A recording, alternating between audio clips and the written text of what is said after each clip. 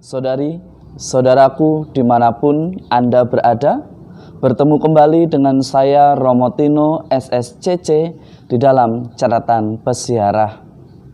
Jika kita di dalam hidup kita mengakui bahwa kita adalah orang beriman, maka sudah selayak dan sepantasnya kita mau dibentuk sebagaimana Allah rencanakan di dalam hidup kita. Sebelum kita memulai permenungan dari catatan peziarah, marilah kita membuat tanda kemenangan Kristus. Dalam nama Bapa dan Putera dan Roh Kudus. Amin. Allah Bapa yang Maha Pengasih dan Penyayang, hidup kami sungguh berada di dalam tangan-Mu. Ajarilah kami dan jagailah kami, agar kami tidak jauh daripadamu, tetapi selalu melaksanakan apa yang menjadi rencana-Mu atas hidup kami. Demi Kristus pengantara kami. Amin. Saudari-saudaraku dimanapun Anda berada, selamat pagi, Tuhan memberkati kita semua. Ada hal yang sangat menarik ketika Tuhan bersabda kepada Nabi Yeremia, "Pergilah sesegera mungkin ke rumah tukang periuk. Di sana aku akan memperdengarkan sabdaku." Di dalam pengalaman imannya, Nabi Yeremia ingin berbagi kepada kita tentang sebuah kehidupan orang beriman itu seperti Tuhan yang hadir sebagai tukang periuk itu membentuk periuk sebagaimana yang sudah direncanakan oleh tukang periuk itu. Jika periuk yang dihasilkan tidak sesuai dengan apa yang ia pikirkan, maka dia akan membentuk ulang, dan ketika tidak bisa dibentuk ulang, maka tanah liat itu akan dibuang dan tidak akan berguna sama sekali. Tuhan berkata ingin menegaskan kepada kita semua melalui Nabi Yeremia, meskipun terkadang kita tidak mau dibentuk sebagaimana Tuhan inginkan, Tuhan tetap berusaha mengambil kembali, diolah kembali, dan dibentuk kembali. Hendaknya kita seperti periuk itu yang dengan setia, dengan kesabaran, dengan kekuatan menghadapi segala persoalan dan tetap selalu mengikuti apa yang menjadi rancangan Tuhan, sebagaimana periuk itu membentuk dirinya sebagaimana tukang periuk itu ingin membentuknya.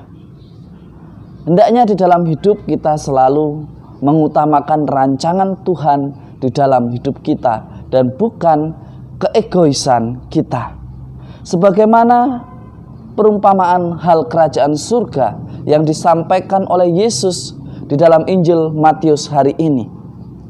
Kerajaan surga itu seumpama pukat yang dilabuhkan di laut, lalu mengumpulkan pelbagai jenis ikan.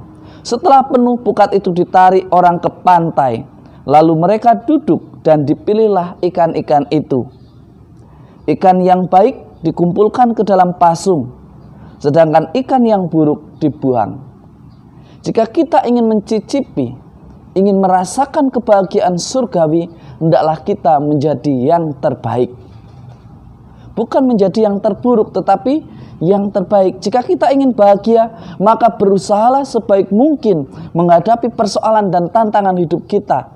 Kurangi mengeluh, kurangi malas, kurangi menyalahkan orang lain, kurangi mencari kambing hitam, kurangi untuk mengkritik, kurangi untuk lebih memperhatikan orang lain. Mari kita belajar memperhatikan diri kita sendiri sebelum kita memperhatikan dan mengkritik orang lain.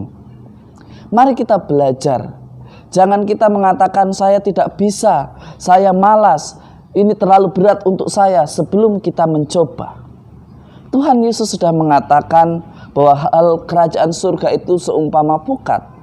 Hanya yang terbaik yang diambil, dan yang tidak baik dan tidak mau berkembang dan bertumbuh menjadi baik, maka akan dibuang. Saudari-saudaraku yang terkasih, jika kita ingin menjadi pribadi yang baik yang dikehendaki Tuhan, belajarlah dari tukang periuk itu. Ketika periuk itu mau dibentuk dan sebagaimana yang diinginkan oleh tukang periuk itu, maka hasilnya begitu indah, menawan, dan harganya begitu mahal. Jika kita pun mau dibentuk dan membiarkan karya Allah terjadi di dalam hidup kita, maka kita bukanlah manusia yang murahan, tetapi manusia yang penuh dengan kebijaksanaan, kerendah hatian, dan ketangguhan. Semoga berkat Tuhan melimpah atas kita semua, dalam nama Bapa dan Putera dan Roh Kudus. Amin. Saudari-saudaraku dimanapun Anda berada, jika mengaku diri sebagai orang beriman, maka beranilah belajar dari tukang priuk. Kita belajar bahwa kehidupan yang bermakna ialah ketika kita mau dibentuk, mengalami rasa sakit, derita demi sesuatu yang baik dan mulia.